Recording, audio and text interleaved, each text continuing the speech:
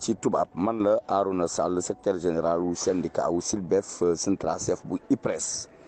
li ma doon wax léegi ci tubaab mooy lenn la rek na nit ñi xam ne que IPRES moom mooy kër bi nga xam ne mooy këru agrom bi ñu mag ñi doon wax agrom këru retraité yi kër gi fi mu nekk dafa yàqu yaxet yàqu na yàgg na yàqu nag yàgg na yàqu te yàgg nañ ko wax xëy ñu tey rek wax ñu ngi wax plus de 25 ans 26 ans depuis 99 ñu ngi koy wax. te am na ay firnde yu leer yuñ ci defoon